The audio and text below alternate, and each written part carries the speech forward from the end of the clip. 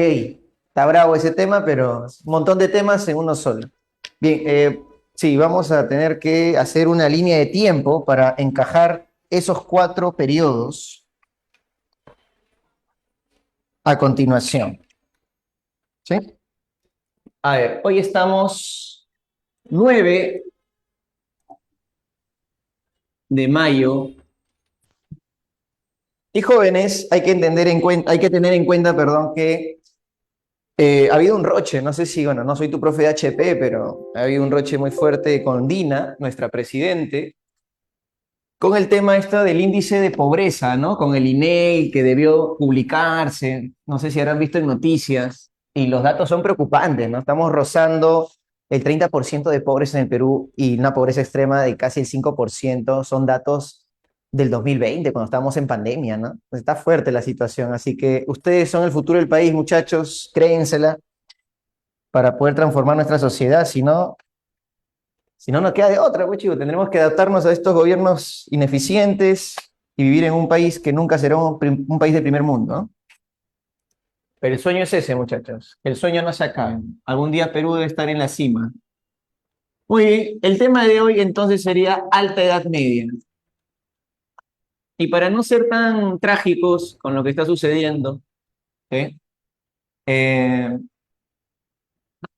hoy día se estrena El Planeta de los Simios, muchachos. Tienen que ir a ver El Planeta de los Simios. Esa es historia universal, man. ¿Por qué? Tú dirás.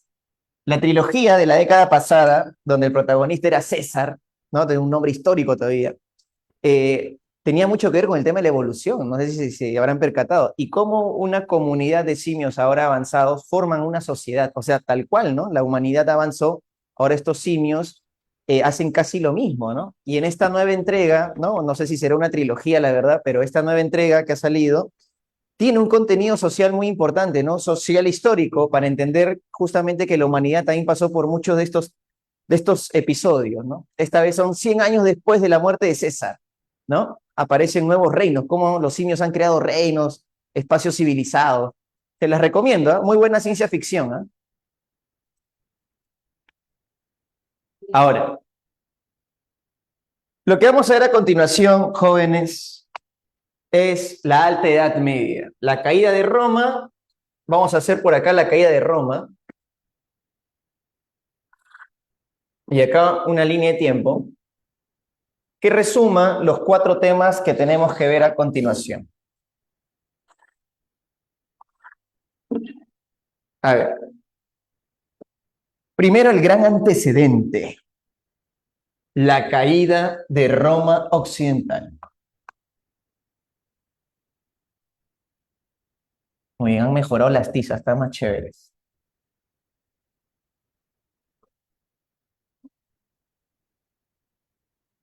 A ver, Roma cae por 2 factores, muchachos.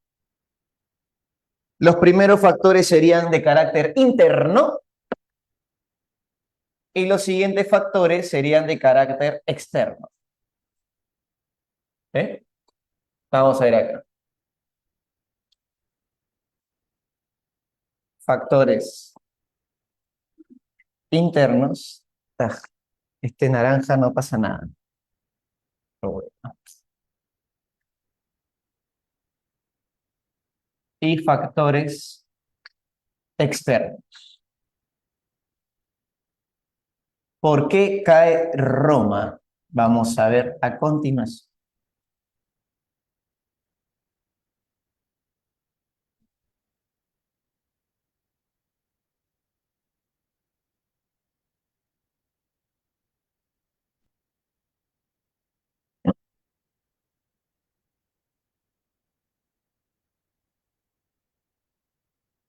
A ver, factores internos, jóvenes.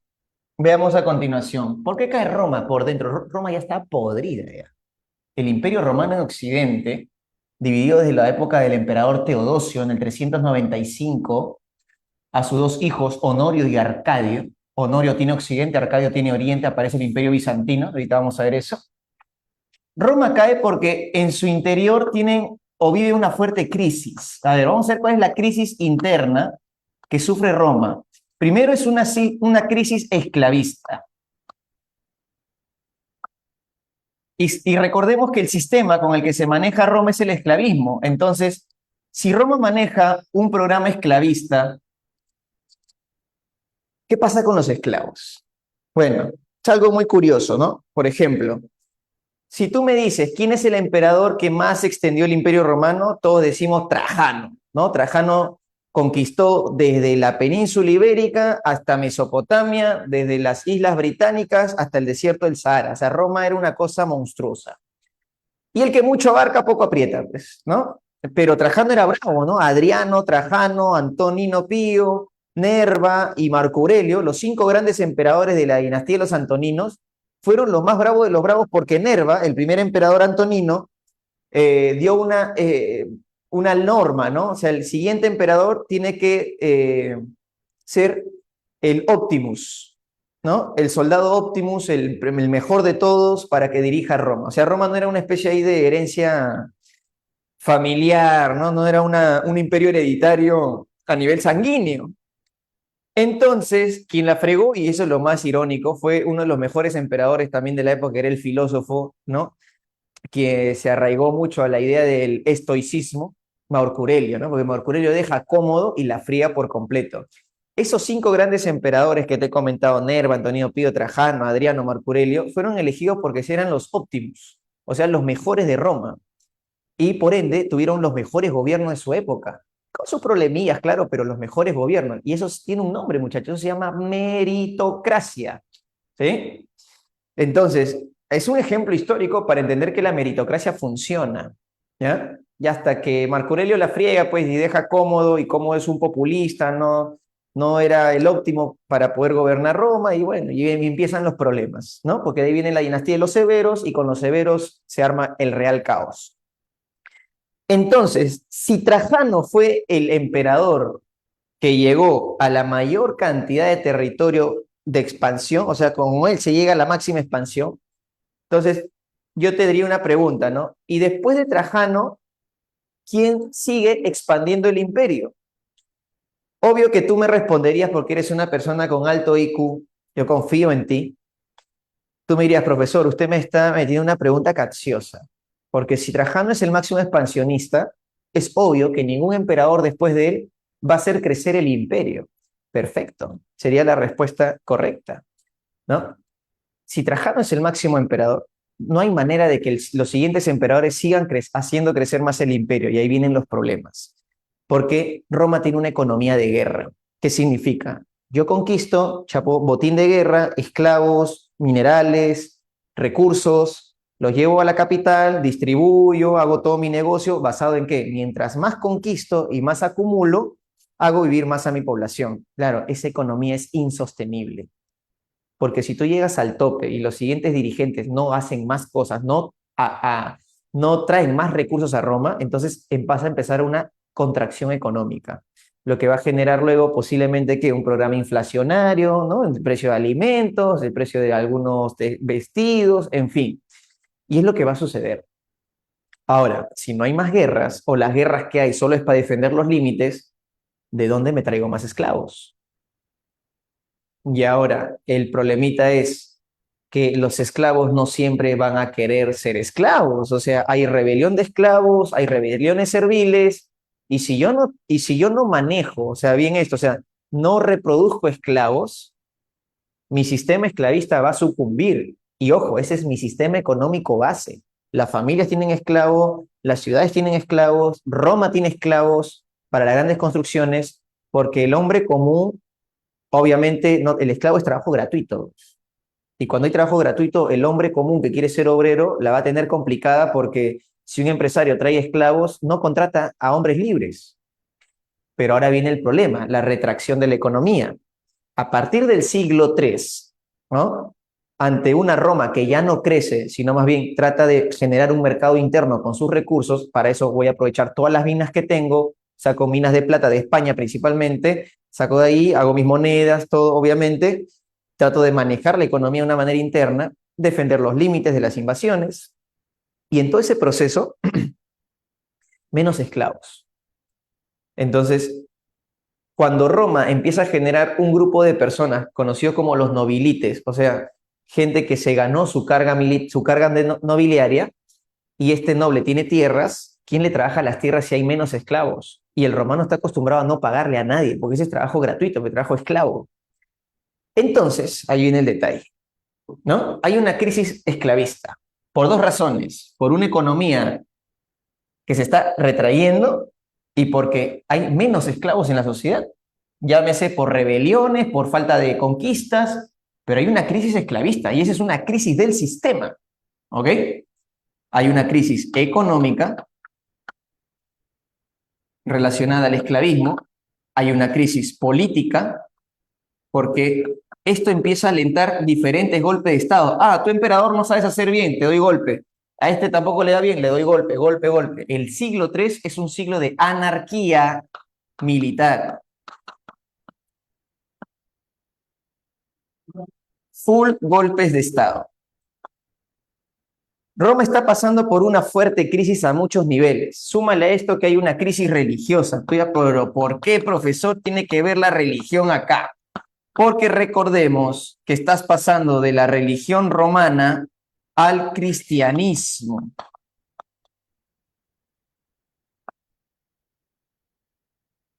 La crisis religiosa la traen los cristianos. Primero, Nerón, ¿no? Retrocedemos en los años del Alto Imperio, la dinastía Julio-Claudiana. Nerón es un tipo que ha incendiado Roma y le ha echado la culpa a los cristianos y ha empezado la persecución a los cristianos. Chapan cristianos, los mandan a los diferentes circos y coliseos que hay y a ser devorados y a ser asesinados porque ese es entretenimiento popular, ¿sí? El cristiano empieza a ser prácticamente el bufón de Roma para los shows, ¿no? De sacrificios, no sé, para que los gladiadores se despedacen a 3, 4 cristianitos por ahí, y el cristiano va a empezar a mostrar también su dote de fe.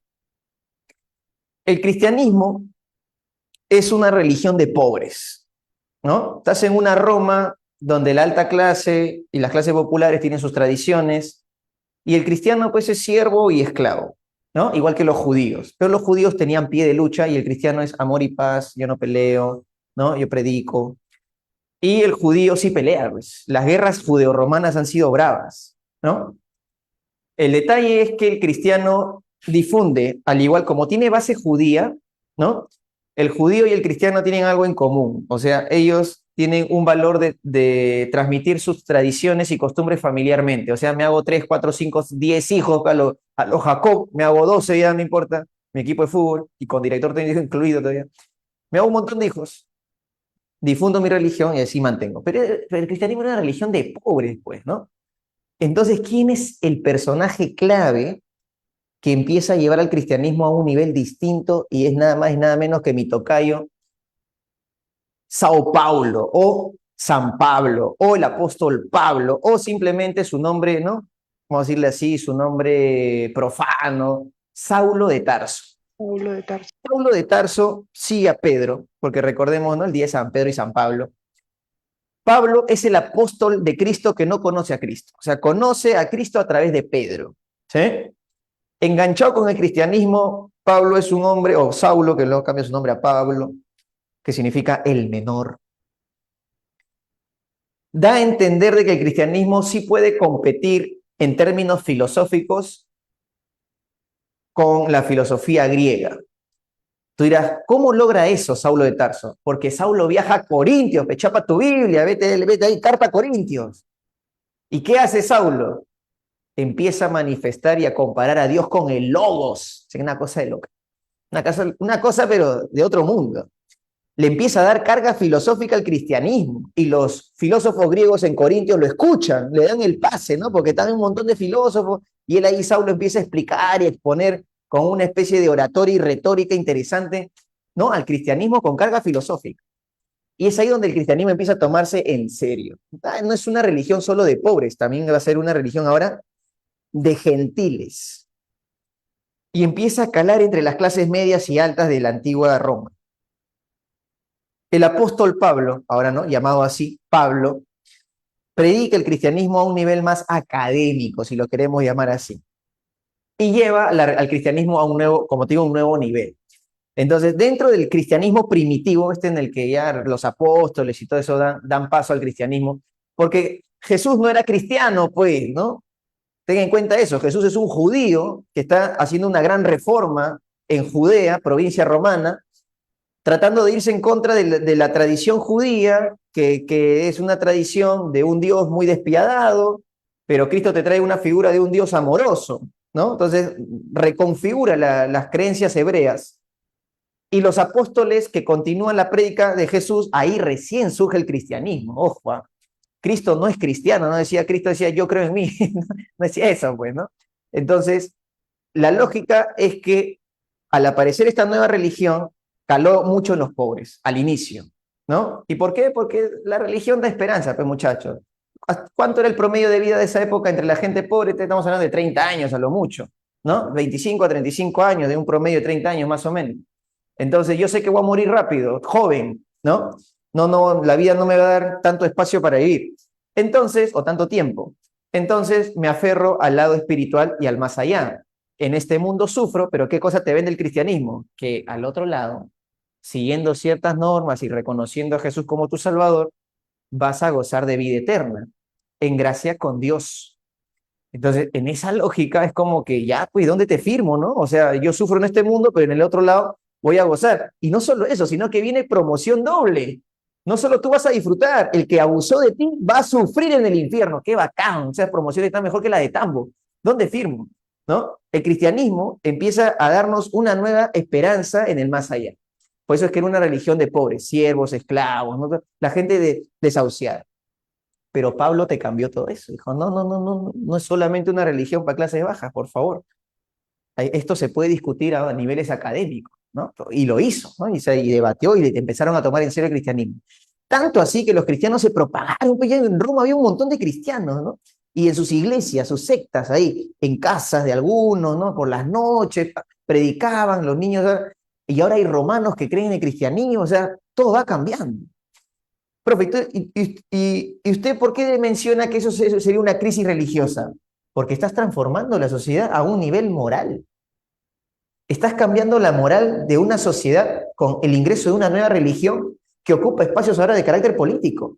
Si Roma se vuelve cristiana, mis tradiciones y costumbres varían. Los romanos hacen sus bacanales, orgías por todos lados. Pero la vida cristiana es reservada, monogámica, familiar, ¿no? ¿Te das cuenta? Entonces, el sentido de la moral va cambiando. Y cuando la moral cambia, chicos, se generan choques muy fuertes. Por ejemplo, aparecen los famosos mitos de transición. Tú dirás, profe, si los griegos tenían su religión y los romanos su religión, ambas religiones muy similares creen en el inframundo. Y abajo está Hades o Plutón, ¿no? Según los romanos. Ya, resulta que hay un mito de transición donde cuando Roma se vuelve cristiana, adivina dónde va Jesús.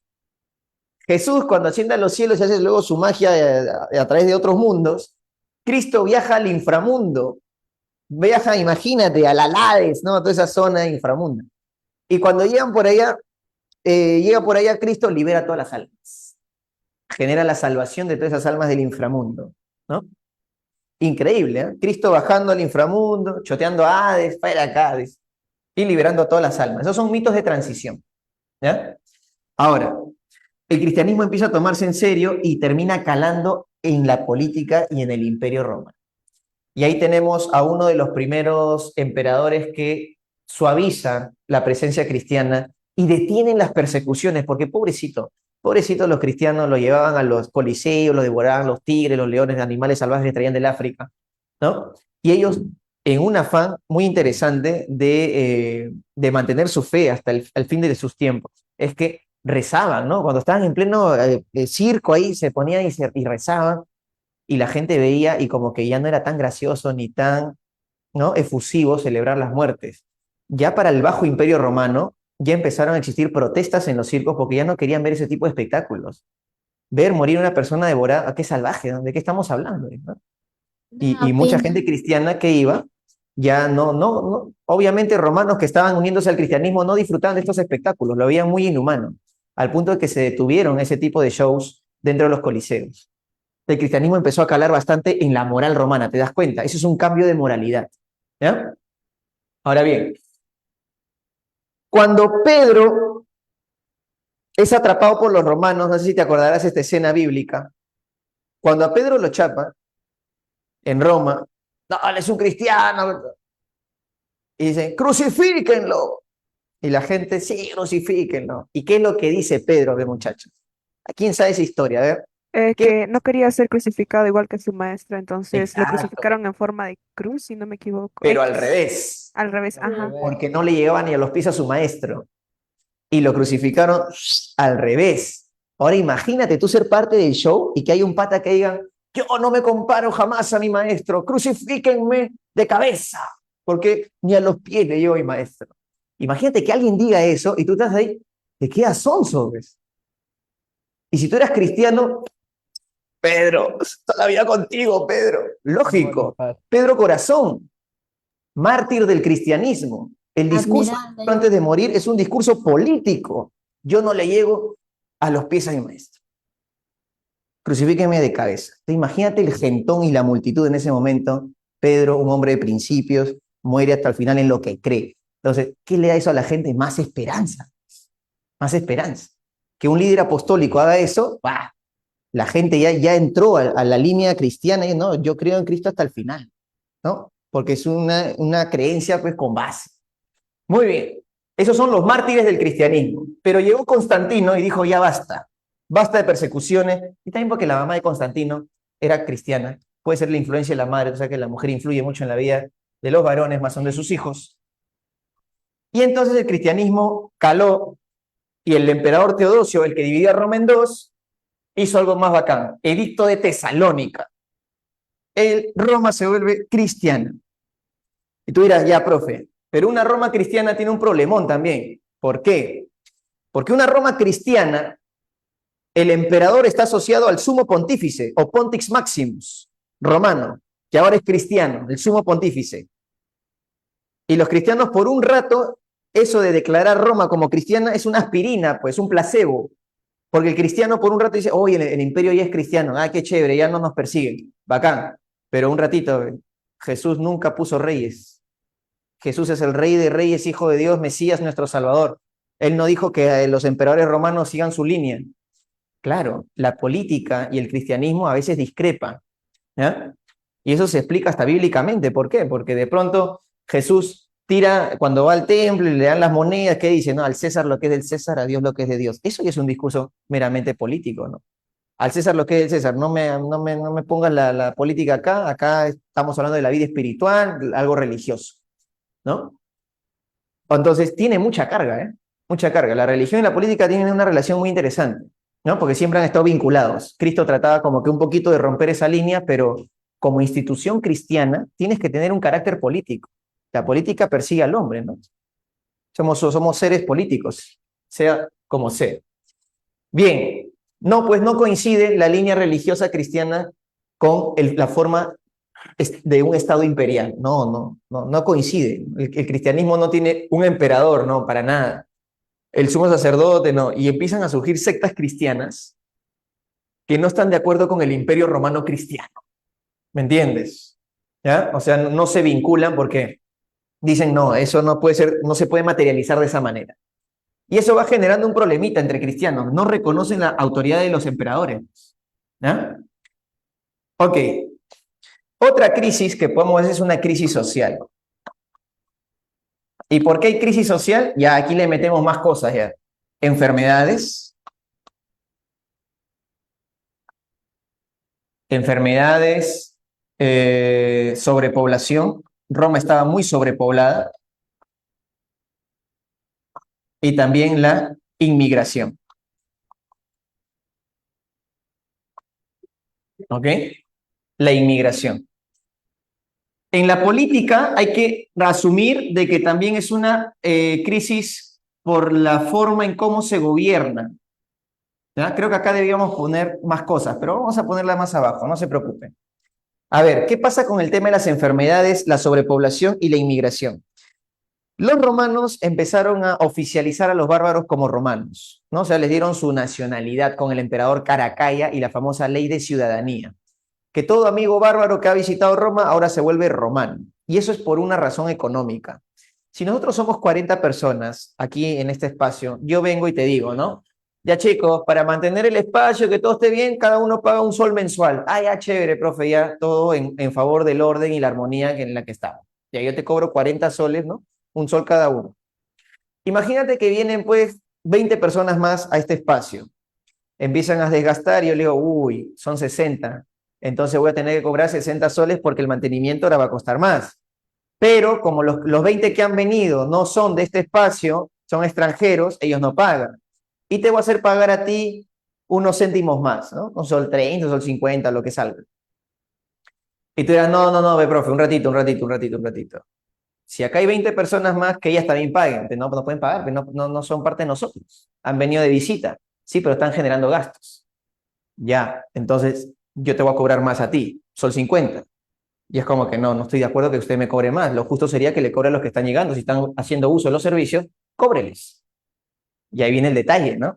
Si yo, emperador, por los nuevos migrantes bárbaros que están entrando a Roma, empiezo a cobrarte a ti, romano, más para que el que recién ha llegado, que no pague impuestos, use los servicios del Estado, la gente se me va a venir en contra.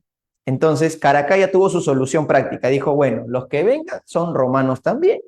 Y con ello, ellos empiezan a pagar impuestos. No lo hizo de buena gente, no dijo, oye, vamos a agilizar tus trámites. No, es paga, ¿no? Pero vas a pagar siendo ciudadano. Entonces, los bárbaros ahora son ciudadanos. Tú dirás, profe, ¿qué consecuencias sociales trae eso? Quiebre de la identidad, pues.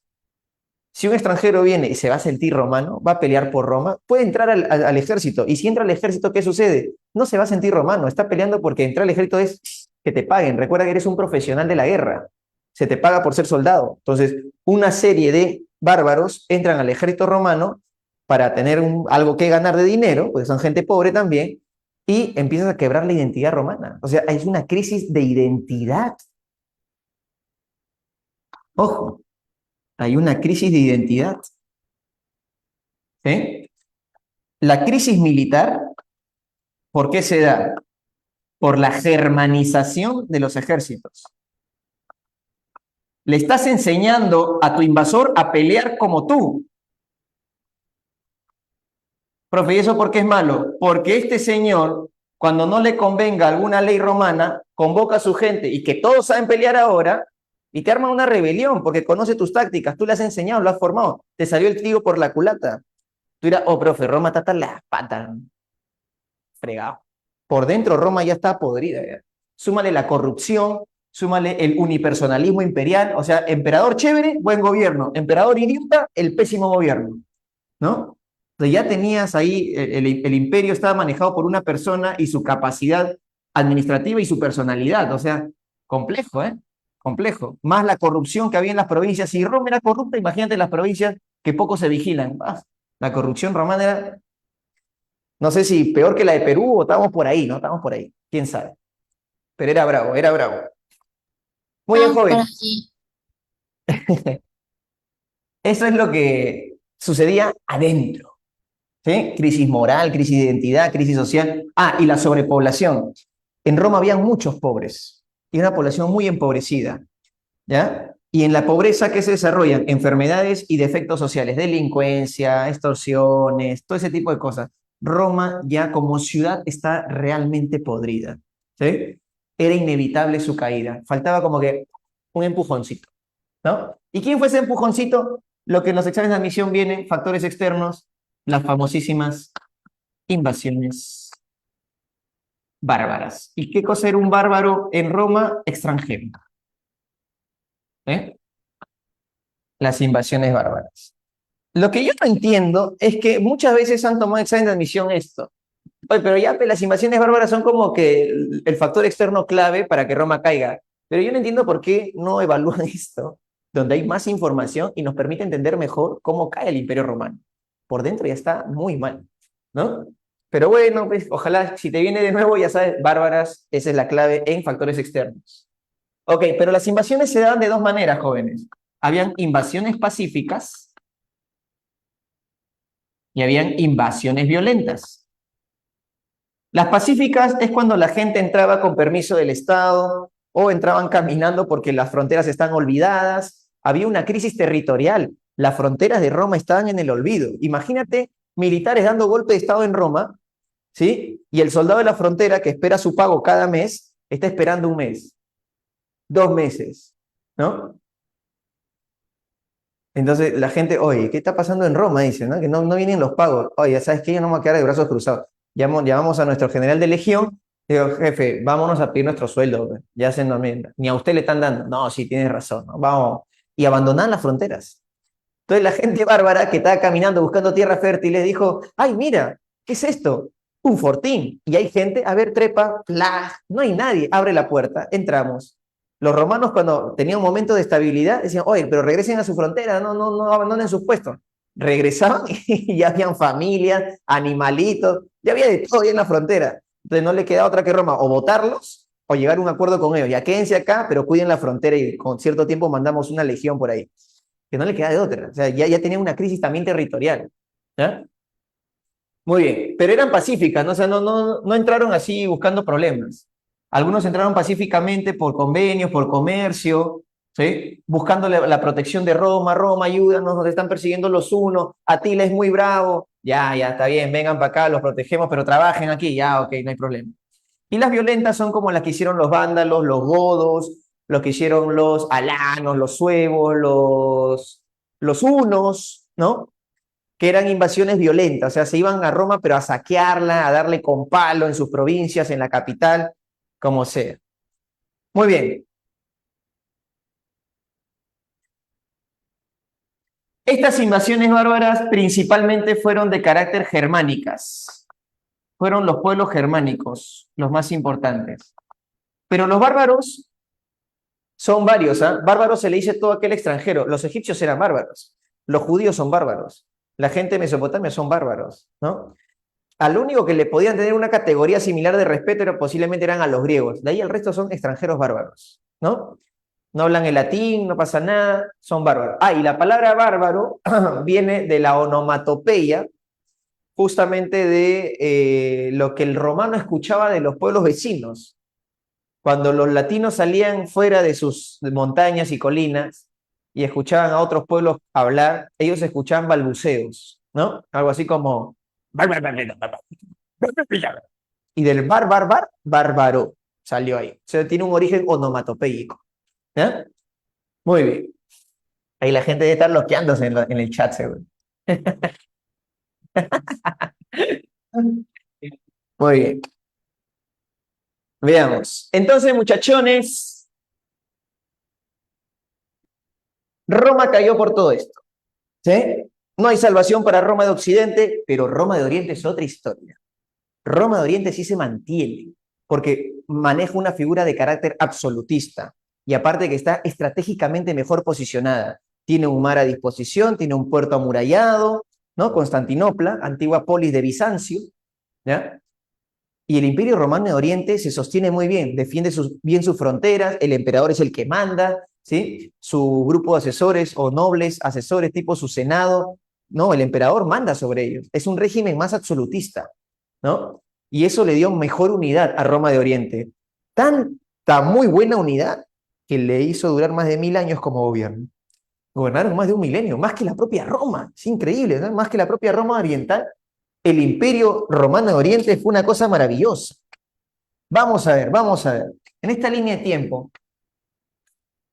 y con una leve proyección hacia el año 1453, vamos a poner 3 puntitos por acá, porque todavía no nos toca hablar de estos temas, pero para señalar justamente de que el año 395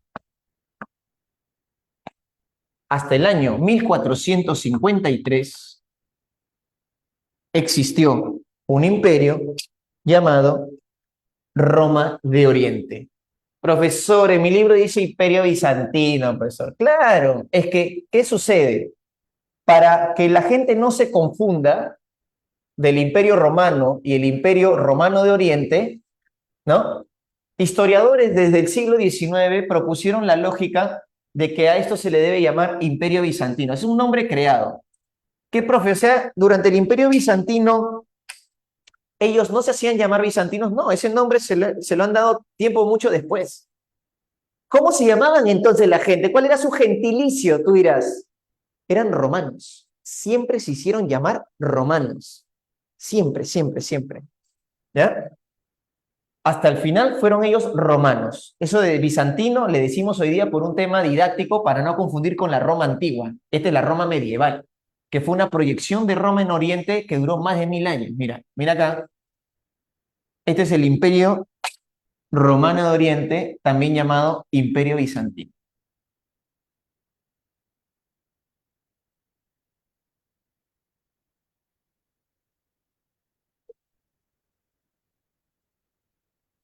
¿Ok? Entre paréntesis le ponemos Bizantina. Ok. Este imperio tuvo como capital la famosa ciudad de Constantinópolis, también llamada Constantinopla. A ver, ¿alguien me dice qué ciudad actual de Turquía es Constantinopla? Estambul.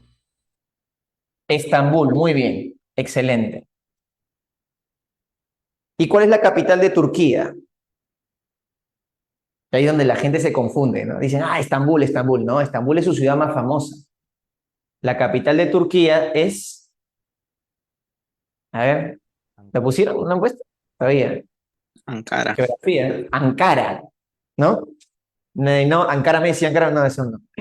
Ankara es la ciudad de...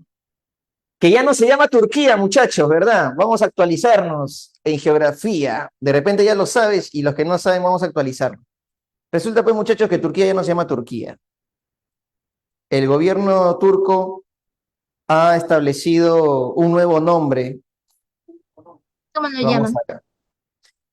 Se le llama Turquille. Claro, en español normal decirle Turquía. El problema vino en el inglés. A ver si por acá podemos señalar un ratito. En inglés es Turkey, pero tú sabes qué significa eso también en español, ¿no? Significa pavo, pues, no es un animal. Entonces, como el inglés es un idioma mundial, los turcos dijeron, oye, ¿cómo que todos somos pavos? ¿Qué pasa? Y se van, ahora han reemplazado por la palabra, o sea, que se escriba Turquía en inglés, bueno, y también en español. Claro, nosotros aquí en Latinoamérica vamos para siempre va a ser Turquía, que no molesten, pero oficialmente tendremos que escribir su nombre, Turquille, ¿no? Listo. No tiene una, no sé cómo se traduciría al español esa palabra, pero nosotros podemos seguir llamando Turquía, ¿sí? Pero eso iba más apuntado internacionalmente hablando, ¿no? O sea, no les gustaba que esto dentro del inglés se diga pavo, ¿no? Le traducía al español, ¿ya? Y han presentado esta nueva, ¿cómo decirte? Nomenclatura de su país. Turquía, ¿no? Turkey, así. Muy bien. Esa es una actualización. Eso ha sido recién nomás, muchachos. Igual que nuestros amigos de Países Bajos, que siempre se han llamado Países Bajos, pero ya desde hace año y medio atrás han decidido que dejemos de, aquí en Latinoamérica y en el mundo hispanohablante, ya no le digamos Holanda, porque Holanda es una región, ya cumplió su meta de atraer turistas, de promoción turística, y los neerlandeses, porque ahora hay que llamarlo así, ya no son holandeses, son neerlandeses, por su término, ¿no? Netherlands, Países Bajos, bueno, en español hay que decir Países Bajos ahora, ya no está válido el término Holanda, ¿ok? Ok, para actualizarnos de repente ya lo sabías, pero para refrescar los datos. Y si no lo sabías, información nueva, todos los días aprendemos algo nuevo. Si tienes algún dato interesante también, escríbelo o dilo para que aprendamos todos. Pero en relación a los temas que estamos viendo. Capital, Constantinopla, Bizancio, actualmente Estambul, Turquía, ¿sí? Es el país en el que hoy muestra lo que alguna vez fue la gran capital de este imperio romano de Oriente. ¿Sí? Muy bien. ¿Qué idioma se hablaba? Se hablaba el latín.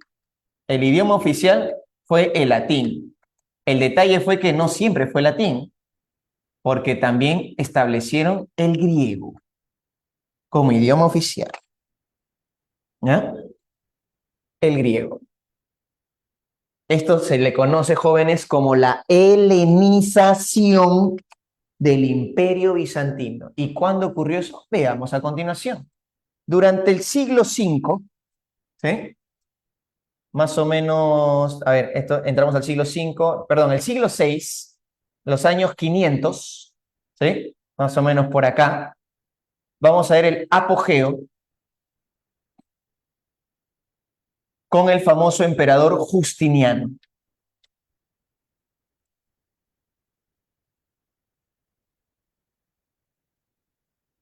Siglo VI.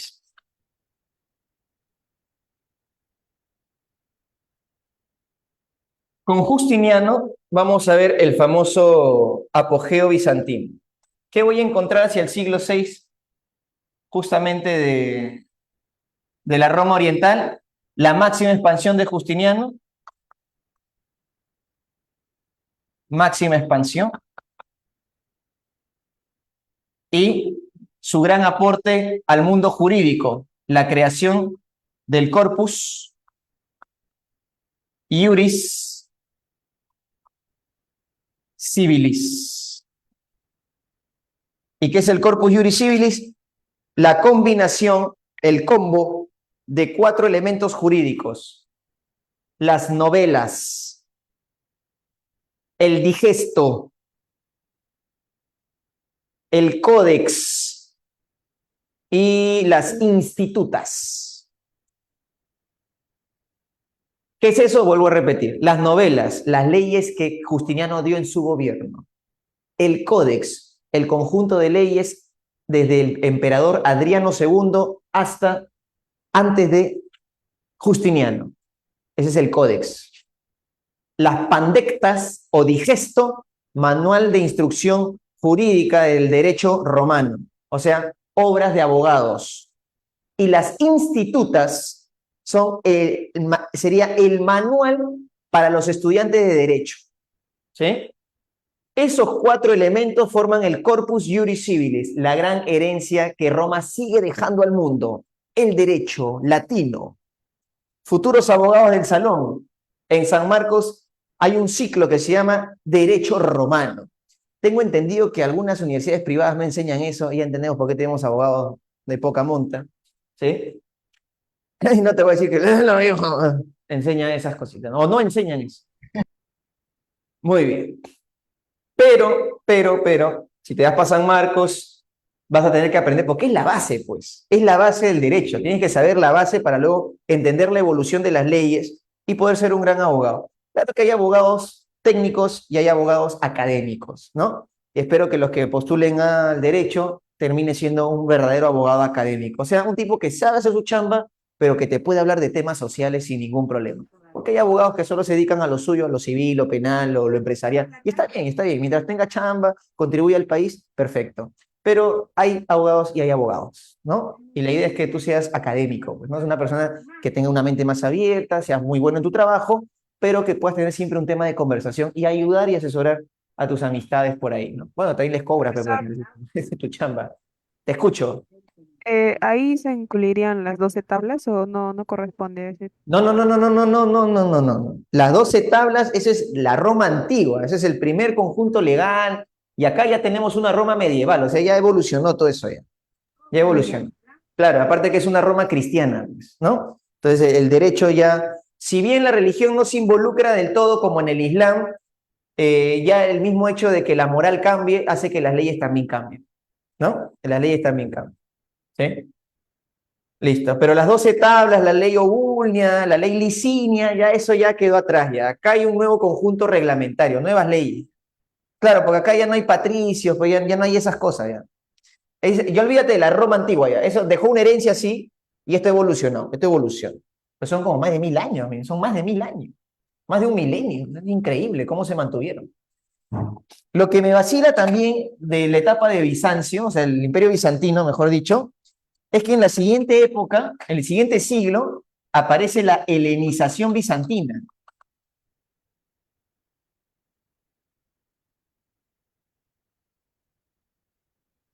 Esto ocurre en el siglo VII.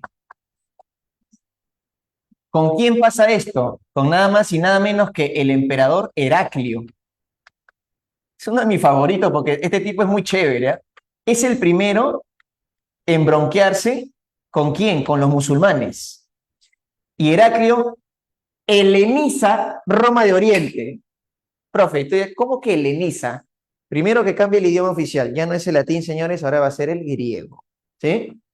Ya, yo era César Augustus, mi título, Caesar Augustus, emperador Romanus, ya, o Imperator Romanus, no, ya no, ya.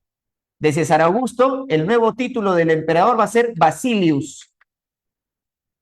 Profe, ese es el término con el que los atenienses nombraban a sus antiguos reyes, claro. Ya ves, está helenizando Roma de Oriente, el buen Heraclio. Está romanizando Roma de Oriente. Primero oficializando el griego, luego cambiándole el título del emperador oficial, ahora va a ser Basilio, ya no es César Augusto. ¡Hala! ¿Qué está haciendo este tipo? Y aparte, que él cuando se fue a Persia, ¿no? Se me echó ahí contra los persas de esa época, los medievales, no recuerdo qué dinastía, creo que está la dinastía aqueménida, pero se enfrenta a un grupo de reinos que están en el antiguo territorio persa y se trae la Veracruz. ¿Qué cosa es la Veracruz, profesor? La cruz verdadera, pues. ¿Y qué cruz verdadera, te preguntarás? La cruz donde murió Cristo. ¿De Jesús? Claro, claro, exacto. Heraclio se trae de Oriente la cruz donde murió Cristo y lo lleva a Constantinopla. Dijo, esta es la Veracruz. ¡Pah! Bien bacán. Y obviamente Roma quiso eso también, pues, ¿no? Porque es una reliquia sagrada, la cruz donde murió Cristo. Tanto así que el Vaticano, en algún momento de su historia, a la Veracruz la mocharon, le sacaron un pedazo de astilla, ¿no? Un pedazo de madera y la repartieron por varias iglesias. Tú dirás, y eso tiene que ver con el Perú bastante. En el Perú vino una astilla de la Cruz de Cristo. Durante el virreinato, el convento de Santo Domingo, ¿sí? Al costadito hay otro templo, no recuerdo cuál es su nombre exacto, Santísima Trinidad, no recuerdo cómo se llama, pero encima del pórtico del convento de Santo Domingo, al costadito en el centro de Lima, vas a ver la entrada de otra capilla, ¿sí? Y ahí arriba estaba justamente una astilla de la Vera Cruz. Ahora, esto es lo que cuestionaba Lutero en el siglo XVI, ¿no? Lutero más adelante decía, ¿no? Si tú juntas todas las astillas que Roma ha repartido en el mundo, no tienes una cruz, tienes como 20 cruces. Obviamente que ya se venía el negocio, la reliquia, pues, ¿no? Imagínate tener una astilla de la cruz de Cristo. ¿Pero tú cómo sabes que es la astilla de la cruz de Cristo? No, porque la Claro. iglesia lo ha dicho, te la ha mandado. Es el negocio, ¿quién no quiere ver la madera donde Cristo fue crucificado? Negociazo, pues, muchacho. Es como que yo te diga, mira, te voy a enseñar, ¿no? El manto que envolvió a Alan García. Todo el mundo se loquea. Oye, pero está muerto, no está muerto, ¿qué fue?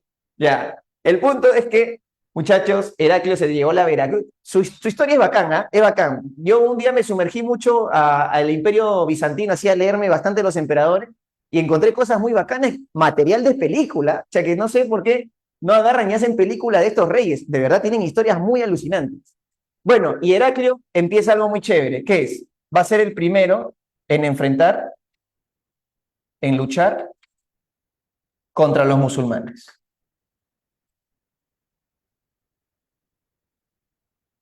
Y tú dirás, ¿quiénes son ellos? Vamos a ver ahorita llegamos. Otros eventos, vamos a poner acá, o naranjita, a ver, este naranja está feo. A ver, otros eventos que sucedieron en el Imperio Bizantino y que muy poco vienen en San Marcos, pero hay que mencionarlo. Por ejemplo, se dio la famosa querella de las imágenes, o querella de los íconos, también se le llama así. Ya, te explico qué sucedió en esa querella. Querella es juicio, contienda, pelea, ¿no? En términos de abogado, una querella es un enfrentamiento judicial, pero también se entiende como un conflicto. Hubo emperadores que no estaban de acuerdo con la línea de adorar imágenes, mientras que Roma decía, oye, ¿qué te pasa? Las imágenes no son idolatría, son veneración, no te confundas. Entonces, el Papa y los emperadores romanos de Oriente empezaron a pelearse por el tema de las imágenes. ¿Por qué? Los emperadores romanos creían que eran idolatría y Roma decía, no, es una simple veneración. Y aparte que es un gran negocio, pues. Si yo te digo que en mi basílica tengo la tumba de un apóstol, todo el mundo va a ir, va a dejar su diezmo, o sea, es negociazo. ¿Ya? Pero tú dirás, profe, pero que los emperadores bizantinos hayan tomado esta opción es porque recibieron influencia de alguien. Claro, pues ya convivían con los musulmanes, están al costado. Y el musulmán es iconoclasta, o sea, no cree en imágenes. Y se dio la famosa pelea entre iconódulos, los que creen en imágenes, principalmente la Roma italiana, contra los iconoclastas, la Roma de Oriente de Constantinopla. Y tú dirás, mira esto, ¿ah? Profesor, esto de que Heraclio, ya en el siglo VII, en los años 600, transformaba el idioma griego oficial, cambiaba el título César Augustus a Basilius, eso ya era un enfrentamiento contra Roma. ¿Por qué? Porque recuerda, si ya no hay emperador romano en Occidente, ¿quién llena ese vacío? Y ahí entra ¿quién? El Papa. El Papa quiere llenar ese vacío político de concentrar a la cristiandad, ¿no? Abrazar la cristiandad y que todo el mundo le haga caso. Entonces, el Papa es la máxima autoridad cristiana y el emperador romano de Oriente es cristiano. Entonces, ¿tú crees que el emperador de todo un gran imperio, ¿sí?, va a ser el títere del Papa? ¿O el Papa el titiritero de este emperador? Y ahí viene la bronca. Heraclio no dice, un ratito, Papa, tú gobierna tu Roma bien bacán, somos cristianos, bien, estamos unidos, todo chévere, pero déjame gobernar mi imperio. Aquí tú no metes tus narices.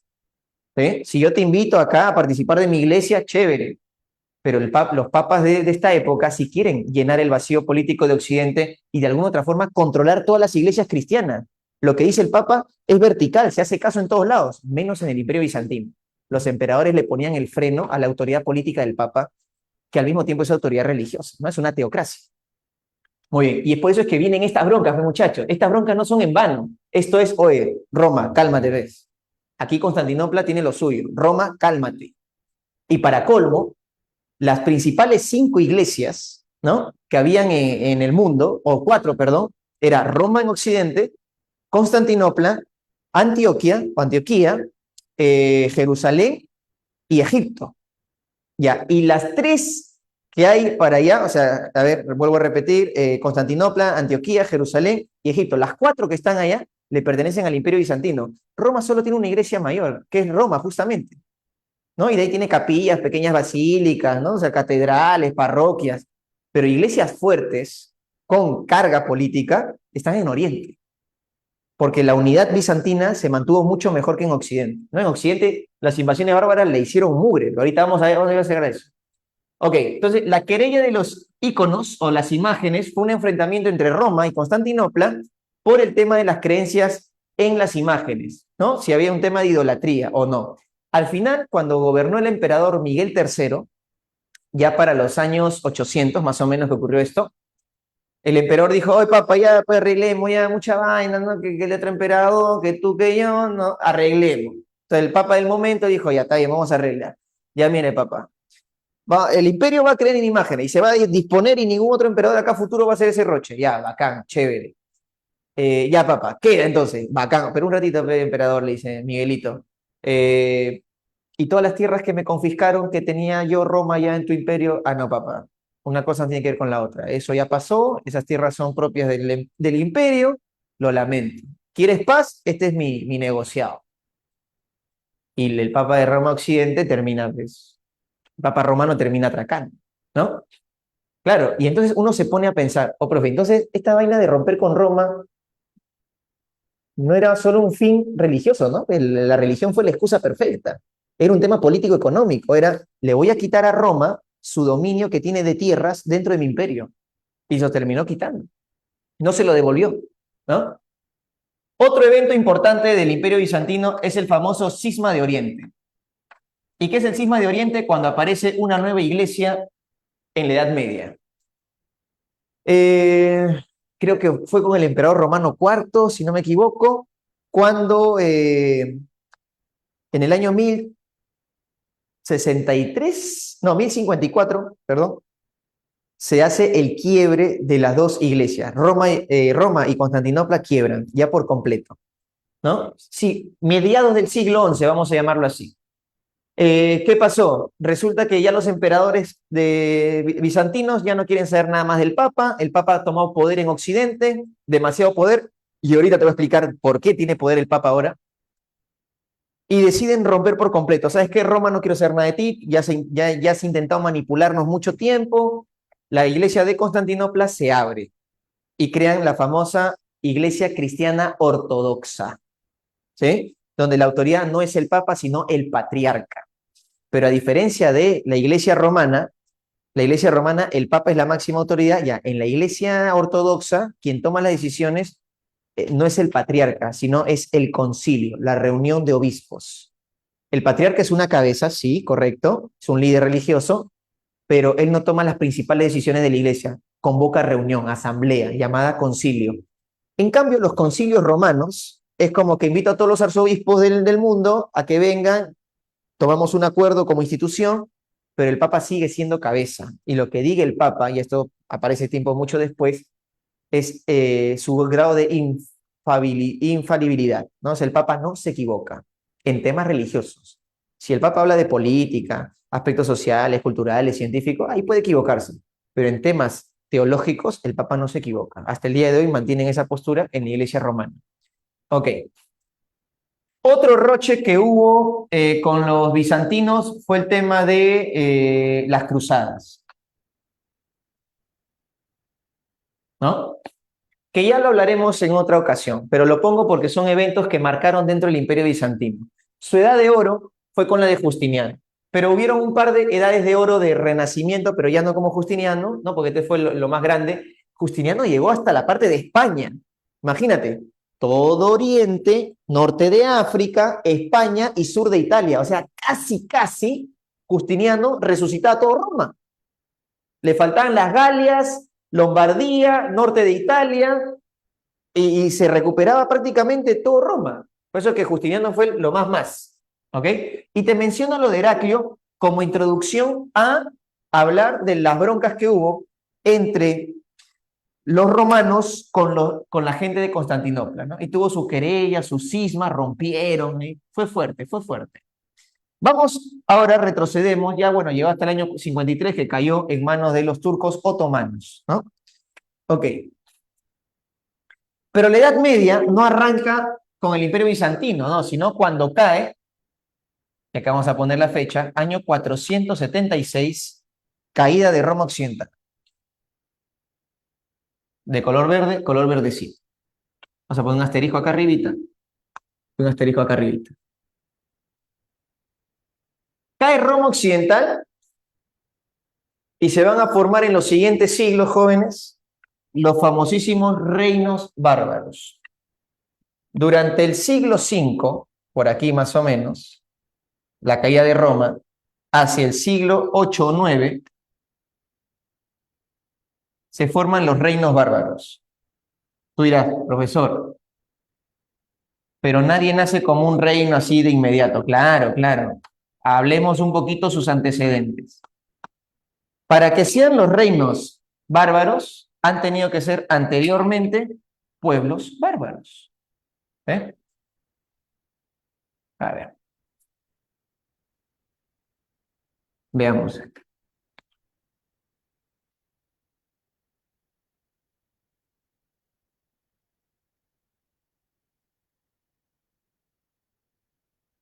Los pueblos bárbaros, ¿sí? Son todos aquellos que vienen de diferentes continentes. Dentro de la misma Europa, de Asia o de África. ¿Sí? Invadieron Roma y fueron causantes de su caída. Estos pueblos bárbaros, que en su mayoría eran pueblos germánicos, nos vamos a concentrar más en la parte europea, ¿sí? Vamos a concentrarnos en los europeos, ¿ya? Estos pueblos bárbaros son los famosos pueblos migrantes, los extranjeros. Pero bárbaro se asocia a salvajismo. Y son salvajes porque no hablan el latín, no hacen estas cosas. Ok, veamos algunas de sus características. Estos pueblos bárbaros, jóvenes, son pueblos que políticamente, vamos a poner acá, que en política manejan un modelo de monarquía. O sea, una sola autoridad. Pero esa monarquía evoluciona. Al inicio era una monarquía electiva. ¿Qué significa? Que cuando moría el rey, se reunían la gente más antigua, los más nobles de su comunidad y elegían al nuevo rey. Pero con la llegada a Roma, empiezan a imitar ciertas conductas como la monarquía hereditaria. Ah, no, ahora mi hijo se queda. ¿Por qué? Por el tema de la familia. Quiero que mi familia siga manteniéndose en el poder. ¿Ok? Hereditaria. ¿Ya? La autoridad se le conoce como Coing al líder. Profe, Coing. Me suena Coing. A ver, miren, ¿ah? Coing va a variar con el tiempo a la palabra king.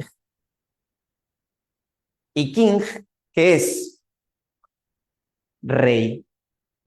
Las lenguas germánicas. ¿Ah? Tenían su sacerdote, una especie de druida, ¿no? Parecido al de los celtas, hombre de campo, del bosque, sacerdote de bosque. Tenían esas conductas, ¿no? Muy rurales.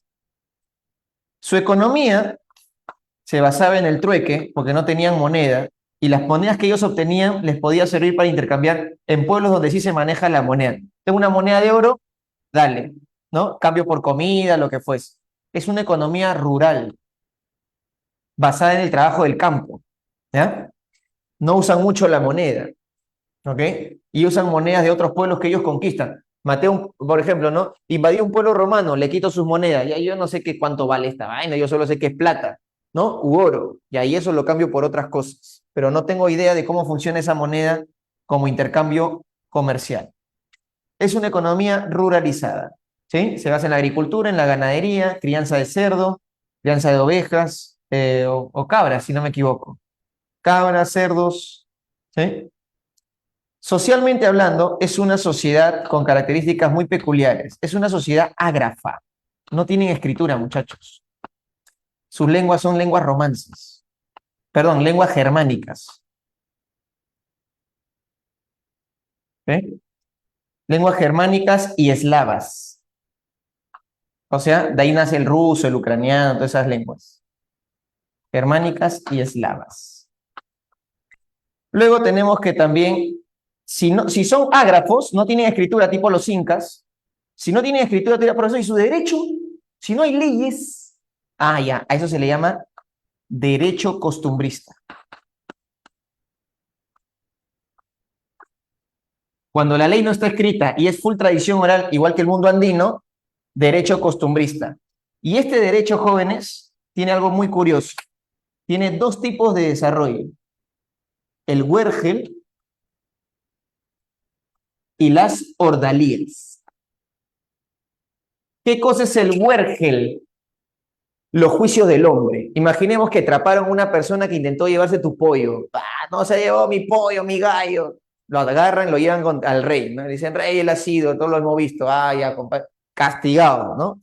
Y lo mandan, pues, no sé, al calabozo. Si fuese un delito mayor, me imagino la pena de muerte. Ya. ¿Qué pasa cuando han robado mi pollo?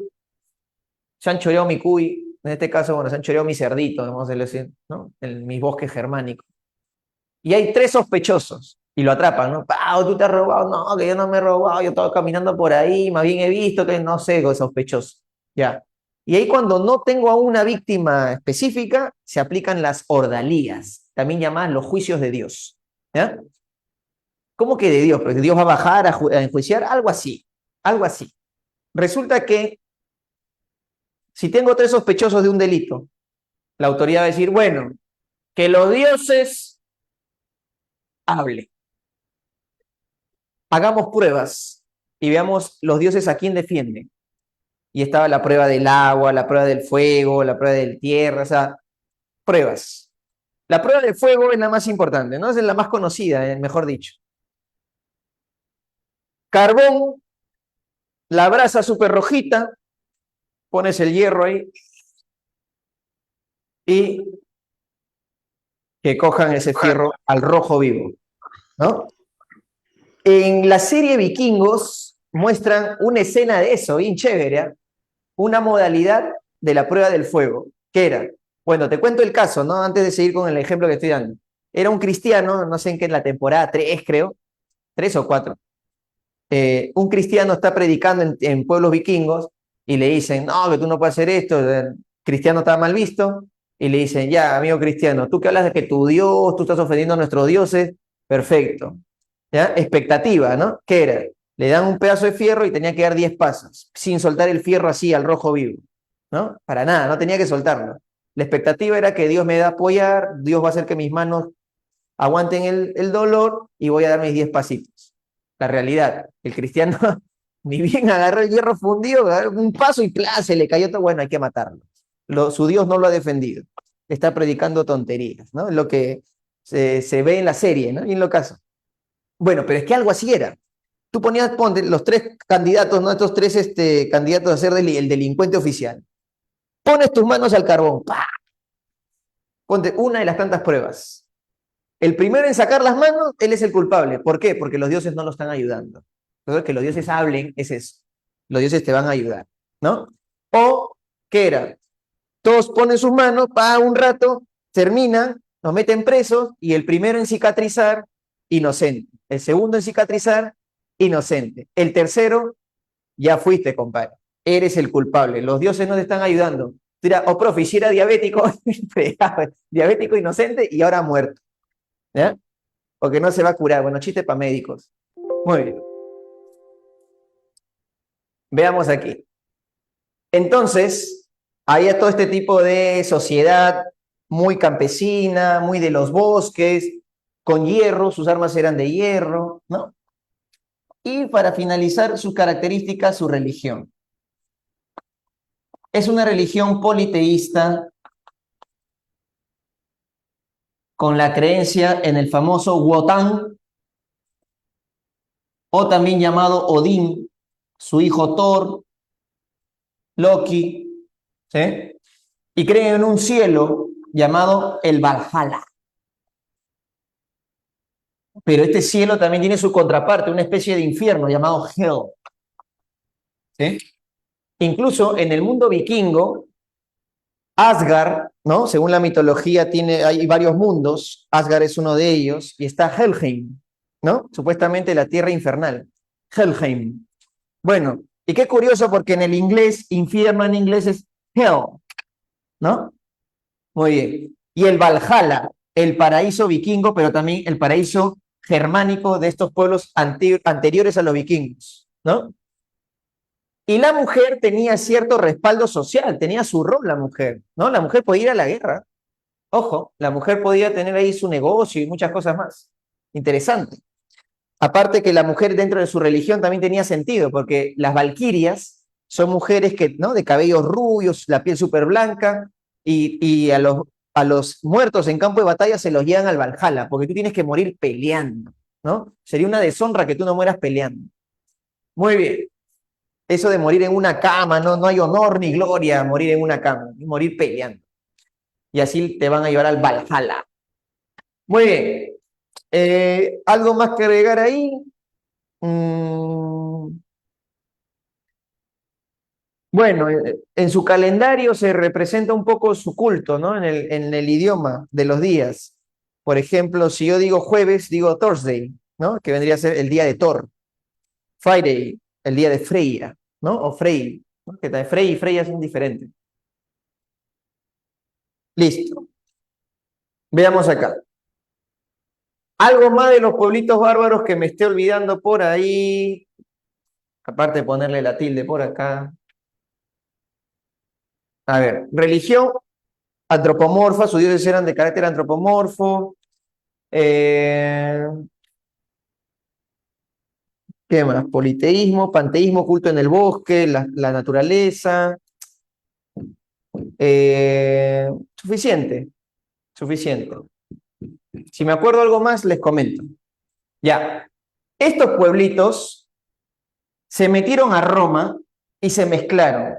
Las lenguas germánicas se mezclan con el latín y aparecen las lenguas romances.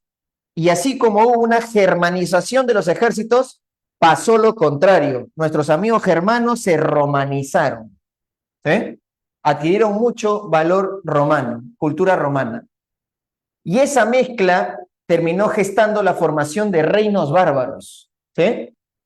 Reinos como, por ejemplo, el reino ostrogodo, el reino visigodo, Los ostrogodos vivieron en las Galias. Los visigodos, esto muy poco toma San Marcos, vivieron en Hispania.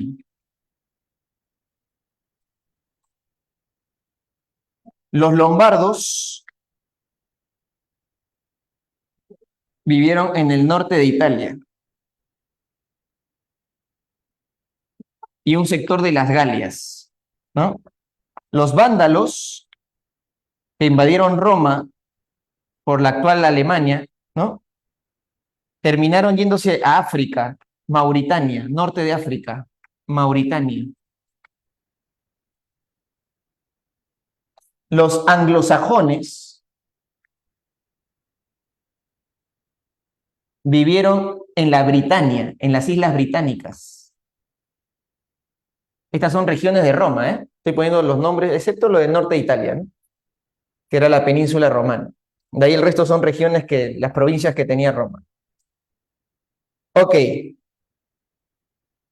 De estos pueblos también estaban los francos.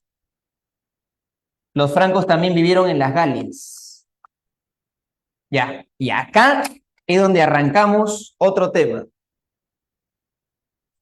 El Imperio Carolingio, por nuestros amigos los francos.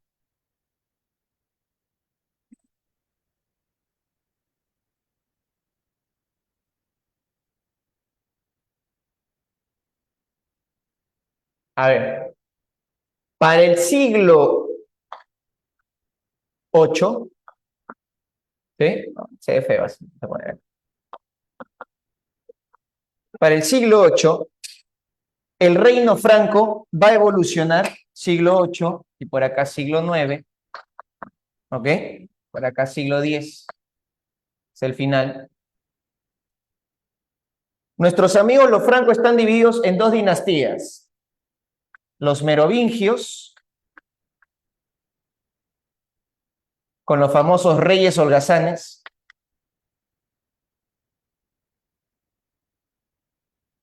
y los mayordomos, ¿ok? Merovingios porque el fundador de esta casa o familia se llamaba Meroveo.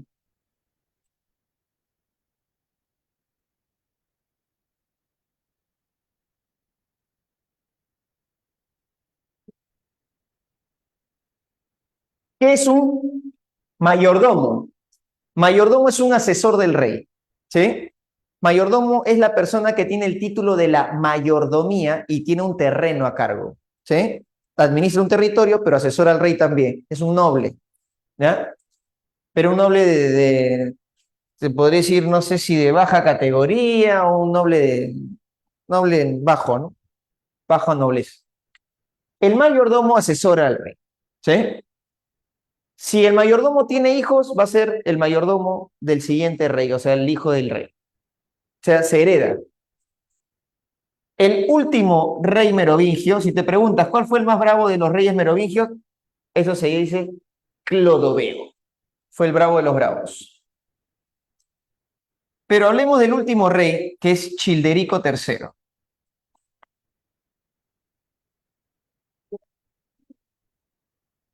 Childerico III es el último rey merovingio. Anteriormente a Childerico había un rey llamado Clotario IV. Y Clotario IV tenía de mayordomo a un tal Carlos Martel, que el tipo defendió muy bien el reino franco en la famosa batalla de Poitiers y votó a los musulmanes. Ya, ahorita vamos a ir a los musulmanes. Ya, resulta pues que el hijo de Carlos Martel, Ludovico no, Pipino, hijo de Carlos Martel, es el mayordomo de Childerico. Pero Childerico es tan incompetente que Pipino dice, oye, mejor lo saco a este pata que no sabe hacer nada, yo todo lo hago en este reino. Usted no sabe hacer nada de este rey, en nada. Y Pipino no da un golpe de estado, sino buscando primero el visto bueno del papa. En ese tiempo estaba el papa, se llama el papa Zacarías. Es el único Zacarías que ha existido en toda la historia de los papas, hasta donde tengo entendido. Ya. Y le dice, oh papá, tengo un roche. ¿Qué ha pasado, hijo mío? Le dice. Hasta que mi rey está en nada. Está en nada, está en nada, y yo prefiero gobernar el reino antes que él. Pero, ¿qué estás hablando? ¿Quieres dar un golpe? Papá, no solo quiero dar un golpe, quiero que usted me bendiga con ese golpe. ¿Pero qué estás hablando? Mire, papá, seamos sinceros, papá. Ese rey es tarado. Yo mando acá.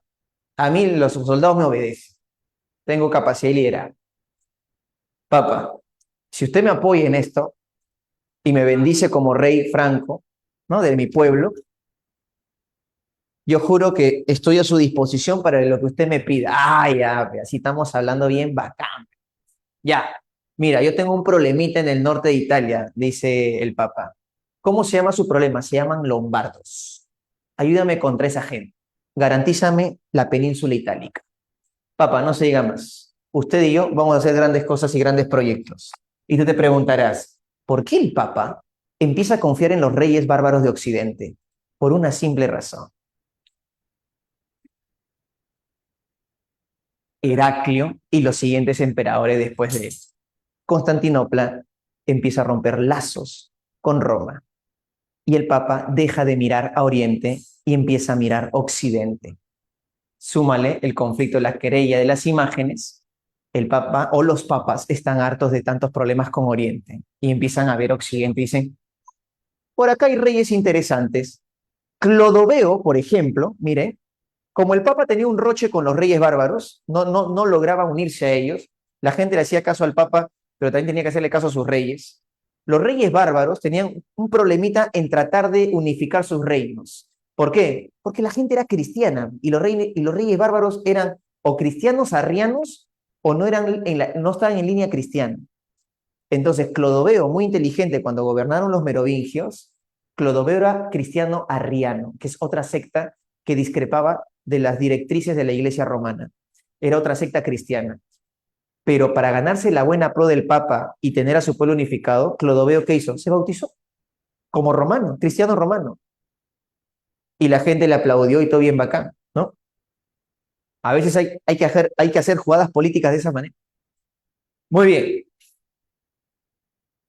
Ya, el Papa entonces, Zacarías murió, luego vino el Papa Esteban II, el Papa León III, ¿sí? O me estoy salteando por ahí un Papa más, pero llegó León III, ¿por qué? Porque nuestro amigo Pipino, mayordomo de Childerico, le ha dado golpe de Estado, lo ha sacado. Y esto da paso a una nueva dinastía, la dinastía Pipínida o la dinastía Carolingia. Cualquiera de los dos nombres es válido. Los carolingios o pipínidos. Entonces, su primer rey es Pipino II el Breve. Es medio chaturri era. Ya, pero mira, me encantaría que estemos en presencial porque no sé qué tanto se entienda por acá, la verdad. Pero voy a tratar de ser lo más didáctico posible. El Papa tiene un problema. No logra consolidar su poder en Occidente. Quiere llenar el vacío de los antiguos emperadores romanos, pero no lo llena. ¿Por qué? Porque hay un montón de reinos. Hay un montón de reinos. ¿Ya? Y esto es solo un poquito, o sea, hay más reinos, ¿eh? Hay más reinos bárbaros, ojo, ¿eh? Faltan los suevos, faltan los eslavos, faltan los alamanes, ¿no? Falta ahí una serie de pueblitos. Ya, el detalle es que estos reyes, como te digo, o no eran cristianos o eran cristianos de otra secta, pero no romanos. Y eso al Papa le molestaba y por eso es que el Papa quería controlar Oriente porque veía que Oriente era más uniforme, está mejor organizado. Pero luego vino emperadores como Heraclio, León III, Miguel III, emperadores que no están en la línea de Roma, no quieren saber de Roma, ¿no? Romano IV, entonces, y el Papa vio que cuando empiezan a surgir estos emperadores, dice, oye, me tengo que consolidar en Occidente porque de acá no paso. Los emperadores bizantinos están que me chotean, aquí mis reyes bárbaros no están en línea conmigo, necesito apoyo. Ok, ya. Entonces, ¿qué pasa? El Papa empieza a ver Occidente y encontró, o los papas encontraron a su brazo armado. Vieron a los francos como mejores alineados a sus directrices, ¿no? ¿Y qué se volvió el reino franco? El brazo armado de la Iglesia romana. Eso se volvió. ¿Ya?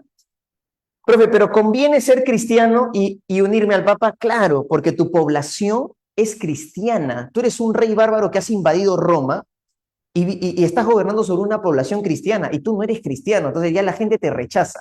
Eso no te va a dar estabilidad política. Tú quieres estabilidad política para manejar bien tu reino. ¿Me entiendes? Ya. Entonces, ¿tengo que bautizarme? Bautízate. Yo tengo mis dioses. No, ahora vas a tener un solo Dios. Vuélvete monoteísta. Y aparte que eso es muy conveniente. Cuando tienes un solo Dios y tú eres su aliado, la tributación va a ti. ¿Me entiendes? A una sola iglesia, a una sola directiva política. Así que los reyes bárbaros vieron que el monoteísmo termina siendo muy práctico. En vez de tener muchos dioses, uno nomás, basta, ¿para qué más? ¿Ya? Ahora, que los reyes bárbaros entendieron la teología romana, no, ni fregando. Mira, si hoy día nomás, ¿qué cosa es la Santísima Trinidad? Dios Padre, Dios Hijo, Dios Espíritu Santo. Ya, un ratito, o sea, Dios es transformado en tres. No, ¿cómo es esto? No, Dios fecunda a una virgen, transformó en Espíritu Santo, llama a María, y nace Jesús. Ya, pero ¿quién es Jesús? Su hijo. Ah, ya, es un semidios, porque es el fruto de un Dios como una humana. No, no, no, no, no, no. Dios, Jesús, perdón, es Dios en forma de hombre en la tierra. Un ratito, espérate. Y entonces, ¿para qué fecunda? Es que de esa manera Dios puede interpretar su forma humana en la tierra. O sea, no es hijo de Dios, es Dios mismo, que al mismo tiempo es padre y es hijo. Y ahí viene el gran problema. Si hoy día, hasta el día de hoy, se discute la Trinidad, ¿no? En términos teológicos, imagínate explicarle a un rey bárbaro, pues, ágrafo, la Santísima Trinidad. ¿Tú crees que te va a entender? Ni fregando te va a entender. Él es práctico, es bautízame, échame agua, ya me tiras al río, listo, ahora soy cristiano, listo, bacán. El pueblo ya me vio, chévere, a gobernar. Entonces, los reyes bárbaros no se entrometen en temas teológicos, no es su chamba. Ni saben leer ni escribir, muchachos. Le costó un par de siglos a los visigodos crear un código bárbaro, un código de leyes, porque se dieron cuenta que al final, en un reino que sí, de alguna otra manera, saben leer y escribir, necesitas leyes escritas. La gente no te va a aguantar tus cambios tradicionales. Profe, pero si se unieron a Roma tienen que saber leer y escribir. No necesariamente. No necesariamente. Porque si leer y escribir me implica que yo haga una ley no modificable, yo como rey no me conviene, pues. Porque si yo soy un rey bárbaro donde mi tradición siempre fue oral y yo modifico la ley a mi antojo, a mi conveniencia, y ahora el papel o la piedra donde tú seas que pongas tu ley es inamovible y la gente va a pitear. Por eso es que al menos durante 2 siglos de invasiones bárbaras y consolidación de reinos no hicieron ningún código, por más que sabían algunos ya leer y escribir. Y uno se pregunta, y este es algo que a veces queda en el aire y los estudiantes no se hacen esta pregunta, es, profe, ¿y todos los funcionarios romanos? Los recaudadores tributarios, los secretarios, los censores, los ediles, los pretores, y toda esa gente, profe, ¿a dónde se fue? A ningún sitio. Todos ellos dijeron, supervivencia política, ha entrado un nuevo rey bárbaro, no es de mi línea, pero hay que chambear porque tengo una familia que mantener. ¿Quiénes crees que le hacían la recaudación tributaria, los documentos a los reyes bárbaros? Si ellos no saben escribir. Antiguos funcionarios romanos, que no le queda de otra. Ya no hay emperadores romanos, correcto. Todos estos burócratas romanos terminaron chambeando en todos los reinos bárbaros. ¿Ah? Ahora, eso es para que entiendas todo el proceso de que cómo los pueblos bárbaros de invasión hacen caer Roma y se establecen como reinos. Crear un reino no es fácil, pues, muchachos. Necesito material burocrático, funcionarios que me permitan construir un estado. Pero también necesito a la religión. Entonces, los reyes bárbaros empezaron a entender que unido con el Papa, puedo tener más beneficios de control social. Porque el Papa, la religión, te controla a la gente. ¿Ah? Muy bien. Y varios de estos reinos se cristianizaron, ¿ah? Pero el Papa como que no tiene confianza, son bárbaros. Y tú sabes que la actitud romana, ¿cuál es? Chuchú con el resto, qué asco, ¿no? Son bárbaros, yo soy romano, entonces yo hablo latino, ¿tú qué te pasa? Oh, no, amigo conero, una vaina así, ¿no? Un manllado era el latino. Y esta gente bárbara me da conera. Ahora, el detalle es que se tenían que adaptar. Ahora el Papa también tiene que bajarse un poco de sus humos culturales, etnocéntricos, y darse cuenta de que el mundo está cambiando y estos bárbaros ya están buscando la forma de alinearse con el cristianismo. Entonces, sigue alineando. Entonces, cuando Pipino le presentó esa postura al Papa Zacarías, genial, murió, vino el Papa Esteban y el trato continuaba. Eso tiene un nombrecito, se llama el césaropapismo. ¿Ya? Es la línea de unión entre los emperadores césares, principalmente los de Oriente, y ahora los reyes bárbaros, con el Papa. Repito, se llama césaropapismo, la alianza entre los reyes y el papado. Muy bien. Pipino sacó a Childerico, ¡pah! Su golpe de Estado, llegó al poder, y en honor a su viejo Carlos Martel, Carolingia, dinastía Carolingia, ¿no? Vamos a ponerlo por acá también, ¿por qué no? Entre corchetes. Si se llama Carolingia, es por el papá de Pipino, Carlos Martel. ¿Sí? Gran mayordomo, gran soldado, detuvo a los musulmanes en la zona del sur de Francia, límites con España hoy día. Ok, y Pipino le hizo linda, hizo la gran alianza con el papado, vamos a poner acá los anillos de alianza con el papa, o el papado en general. No importa el papa que entre, tú estás aliado con el papado. Y luego vino su hijo, porque su hijo Carlomán murió y su hijo Carlos asume. Carlos I, rey del reino franco. Y Carlitos se tiene las reales mechas.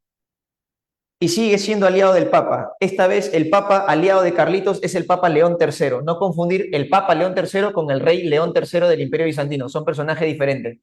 Justo me atreví a hacer una línea, así, me metí en una investigación brutal de poder poner reyes y sus obras más importantes del Imperio Bizantino. En el link que se les ha brindado, se les ha pasado, ¿verdad? Sí, ¿no? Les pasó. Ya, ahí voy a colgarte principales reyes bizantinos, pero solo llego, porque no lo terminé, llego hasta el siglo XI, hasta el cisma de Oriente, por ahí nomás llego. ¿Ya? Pero te invito a que tú lo completes, es un cuadro para que puedan rellenar. ¿Ya? Pero hay una gran cantidad de reyes y los que veas en negrita, ¿no? Lo voy a tratar de subir esta noche, son los más importantes. Muy bien. Carlos empieza a pelear con todo el mundo. Pelea contra los sajones, pelea contra los musulmanes, pelea contra un montón de pueblos y principalmente contra los lombardos. O sea, Carlitos, vamos a poner acá, versus sajones, lombardos y musulmanes. A los musulmanes sí le costó, ¿ah? Sí le costó porque los musulmanes son bravos. Tuvieron que tener una segunda gran batalla para vencerlos. Muy bien. Y Carlitos, después de tantos éxitos militares, el Papa le dice, compadre, tú estás en otro level ya. Y aparte las Galias son muy grandes. Le has quitado a los lombardos, le has quitado a los sajones del norte, les has quitado terreno, chévere. ¿Y qué nace a continuación? 25 de diciembre del año 800 es coronado nuestro amigo Carlos I como César Augustus Imperator Romanus Germanicus. Es emperador del Sacro Imperio Romano Germánico. Profe, ese no es el CIR, ya, pero el título él ya lo tiene. Luego ya veremos el Sacro Imperio Romano Germánico. En este caso es César Augustus Imperator Romanus Germanicus. ¿Qué significa? Emperador de Roma y de los germanos, de los romanos y los germanos. Nació entonces, jóvenes, el famosísimo Imperio Carolingio, cuando fue coronado en la Navidad del año 800. Imposible olvidarse esa fecha, por ser Navidad y por ser un número súper exacto, año 800. Muy bien, Carlos deja de llamarse Carlos y es ahora nuestro queridísimo y el rey más destacado de toda Europa, Carlomagno.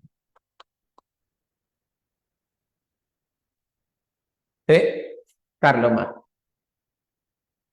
Hoy me emocioné, ya se terminó el tiempo. No hicimos árabes, lo siento, lo siento. Ya.